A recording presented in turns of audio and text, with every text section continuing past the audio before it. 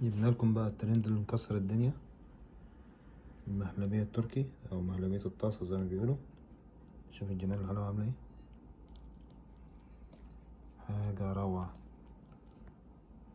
حاجة مش بتاخد وقت، سريعة وسهلة، تنفع حلو في رمضان. يعني ممكن تبدأي بيها رمضان، حاجة حلوة خالص وخفيفة. السكر بتاعها حلو قوي، مش حلو يعني زيادة، لا حلو خفيف. تمام، نجرب ونشوف.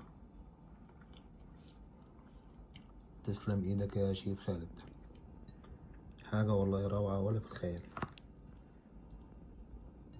يلا ما تنسوش تعملوا شير ولايك عشان نجيب لكم وصفات كتيرة لرمضان، وكل سنة وانتم طيبين. الصينية حط عليها سكر،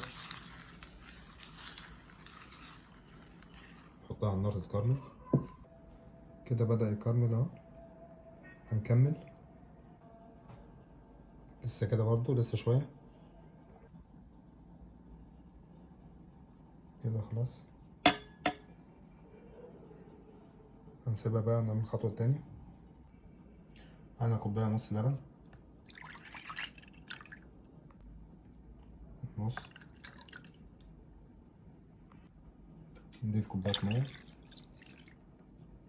عايزة تخلي الكوباية مية تحطيها لبن مفيش مشكلة. عندي هنا 3 معالق نشا،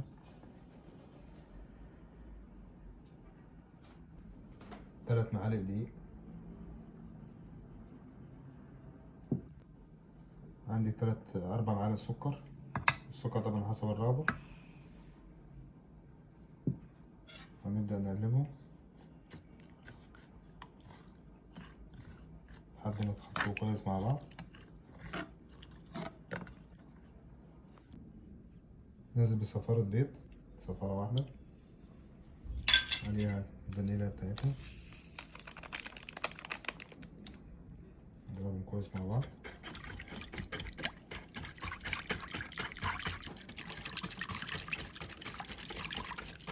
كده هنطلع بيها على النار. خلاص كده ابتدى يربط، بس لسه شوية. شايفين المقاوم بتاعه عامل ازاي؟ زي ما احنا شايفين كده تقيل اهو.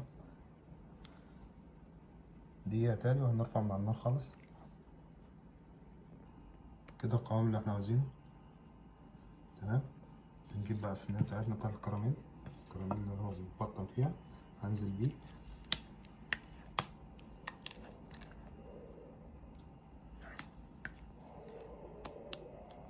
هنبدأ نسويها كده في الصينية.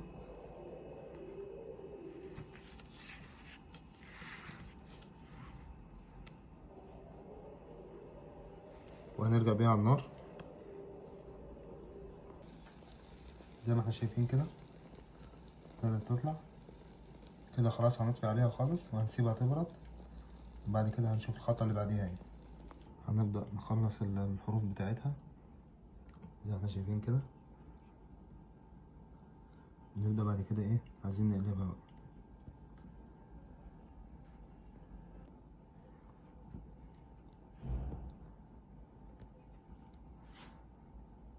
هنغلبنا شوية في القلب بتاعها بس النتيجة تستاهل.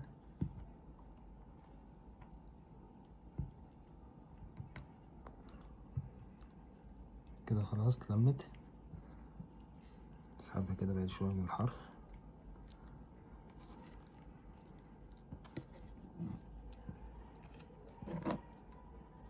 كده خلاص هنسيبها تبرد شوية كمان ونقطعها ونبدأ نقدمها. نبدأ نقطعها كده.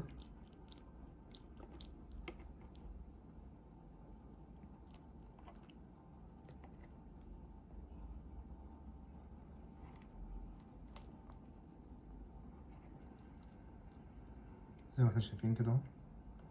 شوف الجمال والحلاوة.